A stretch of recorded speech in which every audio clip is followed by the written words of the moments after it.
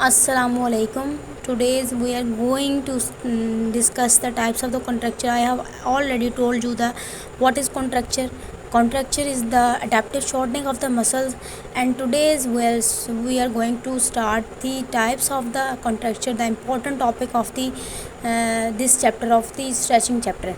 Chapter number 4 therapeutic exercise इसका chapter number 4 और chapter number 4 में ये जी सबसे पहले आया हमारे पास टाइप्स ऑफ कॉन्ट्रैक्चर इंपॉर्टेंट है, आपसे पूछा जाता है कि इस टाइप्स ऑफ कॉन्ट्रैक्चर क्या है।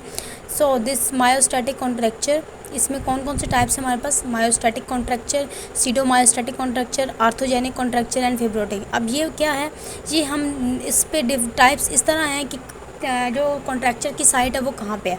Is this muscle or tendon, is this nerve, due to the nerve, it this due to in the arthrogenic कह सकते हैं हम लोग किसी भी बोन में, या कि आर्थो मीन होता है जॉइंट में कॉन्ट्रैक्चर है, या फिर इसमें फिब्रोटिक कॉन्ट्रैक्चर हो सकता है। सो कनेक्टिव टिश्यूज़ कोई भी हो, मसल्स के जो कनेक्टिव टिश्यूज़ हैं उनके अंदर कोई भी कॉन्ट्रैक्चर आ जाता है तो हम लोग क्या कहते हैं, उनकी अडैप्टिव शॉर्टनिंग हो जाती है, तो उसको कहते हैं हम लोग फिब्रोटिक कॉन्ट्रैक्चर कहते हैं। सबसे पहले हम लोग डिस्कस करेंगे व्हाट इज़ मायोस्टैटिक कॉन्ट्रैक्चर। मायोस्टैटिक कॉन्ट्रैक्चर से आपसे नज़र आता है मायोजेनिक का मतलब क्या होता है? एनी मसल, ठीक है। मायोजेनिक का मतलब क्या होता है? कोई भी मसल की बात हो रही है, ठीक है। तो मायोस्टैटिक कॉन्ट्रैक्चर क्या होता है? यहाँ पे हमारी मस्क्यूलो टेंडन, मतलब मसल्स या टेंडन के अंदर अडाप्टिवली शॉर्टनिंग, थोड़ी देर के लिए वो क्या होता है, शॉर्टन हो जाते हैं। अडाप्टिव शॉर्टनिंग, अडाप्टिव का मतलब होता है हम लोग उस चीज़ को आदी बना लेते हैं, मसल को या टेंडन को, कि अब आपने इस तरह अगर कोई मसल या टेंडन फ्लेक्शन में है तो वो फ्लैक्शन में ही रहेगा। जो ज़्यादा देर फ्लैक्शन मतलब उसको एक आदत हो गई है उस चीज़ की, तो वो आदी हो गया उस चीज़ को, और वो फिर उधर ही क्या खुद को स्टिफ कर लेगा, खुद को उधर ही उसी फॉर्म में रख लेगा। तो वो हमारे पास क्या होता है, मायोस्टैटिक कॉन्ट्रैक्चर। कोई भी मसल या उसमें उसमें क्या होता है, मायोस्टैटिक कॉन्ट्रैक्चर में सैक्रोमेयर जो लेंथ है वो कम हो जाती है, सैक्रोमेयर लेंथ कम होती है। उसके बाद सैक्रोमेयर्स जो होते हैं वो रिडक्शन हो जाती है। सैक्रोमेयर हमारा मसल का यूनिट है, वो क्या होता है, कम हो जाता है, जिसकी वजह से क्या होता है हमारे पास can be because of the ये हमारी इसमें। उसके बाद क्या होता है, हमारे कॉन्ट्रैक्चर सैक्रोमेयर लेंथ कम होती है, और ये हमारी ठीक किस चीज़ से होती है, स्ट्रेचिंग एक्सरसाइजेज से ठीक होती है। सबसे आसान हमारे पास मायोस्टैटिक कॉन्ट्रैक्चर। तो मायोस्टैटिक कॉन्ट्रैक्चर में आपने 3 चीज़ें रखनी है। In the musculo tendinous unit sarcomere reduction हो जाती है, और सैक्रोमेयर लेंथ, और इसको ठीक कैसे करते हैं, स्ट्रेचिंग से। उसके बाद क्या हमारे पास सीडोमायोस्टैटिक कॉन्ट्रैक्चर, सीडोमायोस्टैटिक। अब इसमें भी मायोस्टैटिक आ रहा है लेकिन सीडो है। इसमें इसका क्या होता है, इसमें कोई भी क्या होती है, ब्रेन की या स्पाइनल कॉर्ड की इंजरी हो जाती है, जिसकी वजह से हमारे पास मोबिलिटी कम हो जाती है, ठीक है। ब्रेन या स्पाइनल कॉर्ड की इंजरी की वजह से हमारे पास ये सीडोमायोस्टैटिक कॉन्ट्रैक्चर बन जाता है। इसमें क्या होता है, दूसरी बात क्या है, इसमें जो मसल्स हैं वो क्या होते हैं, हाइपरटोनिक हो जाते हैं। मसल्स क्या होते हैं हमारे पास, हाइपरटोनिक। अब आपको टोनिक का मतलब नहीं होगा, हाइपरटोनिक क्या होता है, ठीक है। मसल्स की टोन क्या होती है, इंक्रीज़ हो जाती है। मींस कि हम लोग मसल्स को स्ट्रेचिंग कर रहे हैं तो वो अपनी रेंज से ज़्यादा मूवमेंट कर रही है, ठीक है। तो वो क्या होती है, हाइपरटोनिसिटी हमारे पास, ठीक है। मसल्स में क्या होती है, हाइपरटोनिसिटी हो जाता है, वो किसी भी वजह से होती है। सेंट्रल नर्वस सिस्टम में कहीं भी लेजन आ गई, ब्रेन इंजरी हुई हमारी, कोई स्पाइनल कॉर्ड इंजरी हुई, तो हमारे पास क्या बन जाता है, वहाँ पे हम लोग क्या करते हैं, जो हमारे मसल्स होते हैं वो खुद को गार्डनिंग मतलब आसपास के मसल्स खुद को क्या करते हैं, गार्डनिंग प्रोवाइड करते हैं। तो गार्डनिंग प्रोवाइड करने की वजह से वहाँ पर क्या होता है, कॉन्ट्रैक्चर बन जाते हैं। तो ये क्या होता है, सीडोमायोस्टैटिक कॉन्ट्रैक्चर। और इन सिचुएशन में ये क्या होता है कि हमारा जो मसल्स होता है वो कॉन्स्टेंटली कॉन्ट्रैक्शन में रहता है, ठीक है। कि ब्रेन इंजरी होगी और ब्रेन या स्पाइनल कॉर्ड इंजरी होगी, वहाँ पे जितनी भी नर्व हैं वो वहाँ तक नहीं पहुँचा रही है उनको मैसेज कि आपने कैसे करना है, क्या करना है। तो वो मसल्स ऑटोमेटिकली खुद को मसल स्पैज़म या मसल्स गार्डनिंग तक चला जाता है, क्योंकि आपको पता है जब नर्व सप्लाई नहीं सही किसी भी मसल की, तो वो मसल स्पैज़म में चला जाता है। तो उसकी वजह से क्या होता है, हमारा वो काफ़ी लंबे अरसे में वो मसल जो होता है in the state of contraction हो जाता है। और अगर हम लोग उसको कोई भी रेजिस्टेंस या कुछ भी करते हैं तो वो क्या करते हैं, या पैसिव स्ट्रेच करते हैं तो वो और ज़्यादा खुद को अकड़ाहट कर लेता है, या खुद को वो खुद को रेजिस्ट करने के लिए वो पैसिव स्ट्रेच अगर हम देते हैं तो वो और ज़्यादा क्या होता है, हमारे पास resistance giving rise to the excessive resistance to passive stretch, ठीक है। एक्सेसिव रेजिस्टेंस क्या करता है, हम पैसिव स्ट्रेच देते हैं तो वो उस रेजिस्टेंस के और ज़्यादा एक्सेसिव हो जाता है। ठीक है। और ये हमारे पास, अगर हम लोग इसमें इसको ठीक कर सकते हैं अगर हम न्यूरोमस्कुलर इनिबिशन कर लें। न्यूरोमस्कुलर इनिबिशन मैं आपको आगे बताऊंगी कि क्या है। न्यूरोमस्कुलर इनिबिशन करेंगे तब भी जाके ये हमारे पास ये जो कॉन्ट्रैक्चर है वो ठीक हो सकता है। उसके बाद आर्थोजेनिक है कॉन्ट्रैक्चर।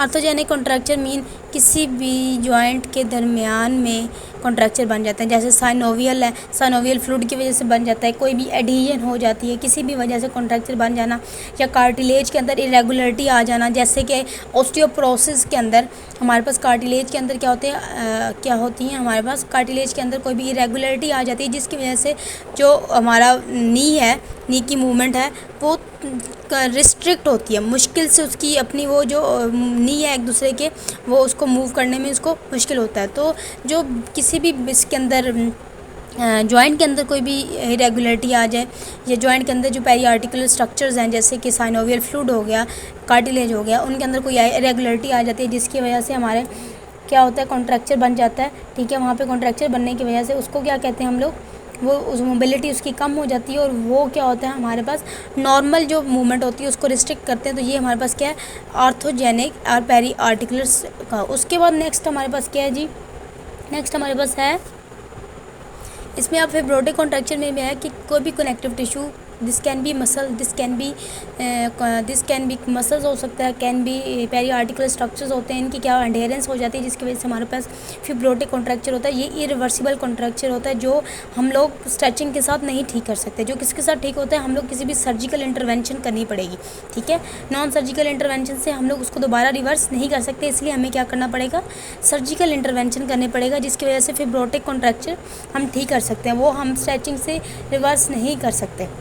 ठीक है, उसके बाद नेक्स्ट हमारे पास जो टॉपिक है हमारे पास है सिलेक्टिव स्ट्रेचिंग और over stretching and hyper mobility.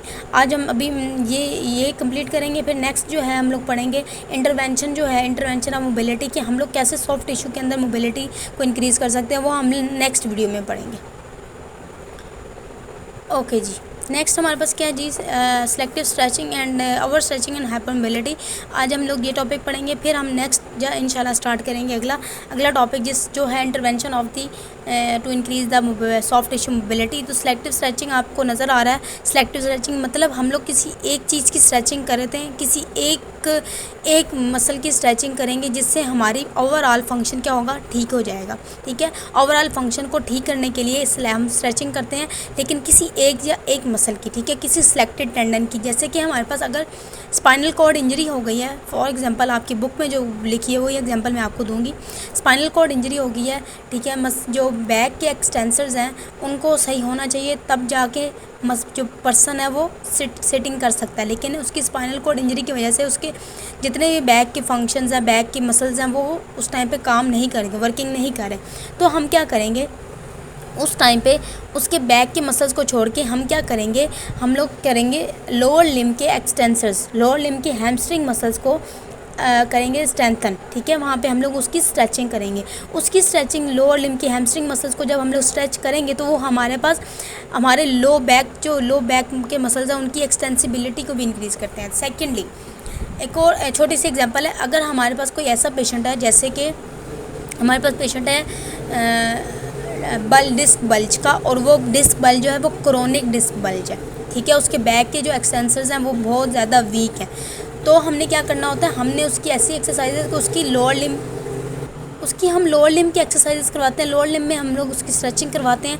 Stretching करने से उसकी क्या होती है कि उसकी जो डिस्क बल्ज है लोअर लिम से अपर लिम, मतलब लोअर लिम में हम लोग कोई भी एक्सरसाइज, जैसे कैट एंड काउ एक्सरसाइज होगी, जैसे कि नी टू चेस्ट एक्सरसाइज होगी, उसमें लोअर लिम इन्वॉल्व हो रहा है, बैक नहीं। लेकिन जब हम लोअर लिम की इन्वॉल्वमेंट करते हैं तो हमारे बैक के मसल्स भी स्ट्रेंथन होते हैं। तो ये क्या सिलेक्टिव स्ट्रेचिंग, कि हम उस पार्ट ऑफ एरिया को छोड़ देते हैं और हम लोग दूसरे पार्ट ऑफ एरिया को करते हैं, ताकि उस पार्ट ऑफ एरिया के ऊपर वो थोड़ा जो फ़र्क पड़े वो पड़ेगा।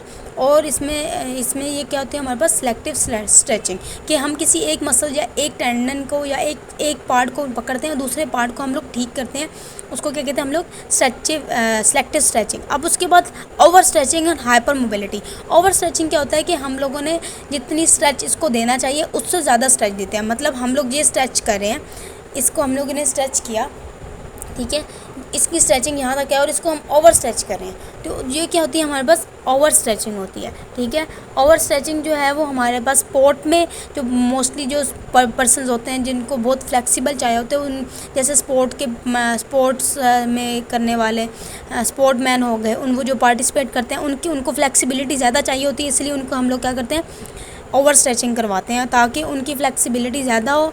और ये ज़रूरी होता है ओवर स्ट्रेचिंग करना, ताकि उनमें क्या हो, हाइपर मोबिलिटी हो, वो इजीली मूव कर सकें, इजीली कर सकें। उसके बाद हाइपर मोबिलिटी क्या होती है, ये वैसे तो हम लोग क्या, हाइपर मोबिलिटी मतलब होता है कि जॉइंट इंस्टेबिलिटी। ठीक है, जब जॉइंट इनस्टेबल होता है जॉइंट, तो वो अपनी मूवमेंट से ज़्यादा मूवमेंट कर रहा होता है, तो इसको क्या कहते हैं, hyper stability. Instability of the joint often cause pain. ठीक है, जो अब ओवर स्ट्रेचिंग और हाइपर मोबिलिटी को आपने मिक्सअप नहीं करना।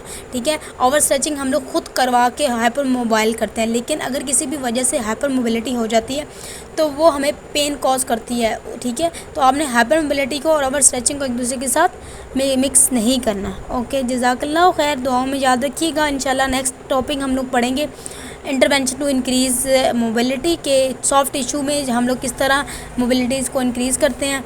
और stay tuned for the next lecture.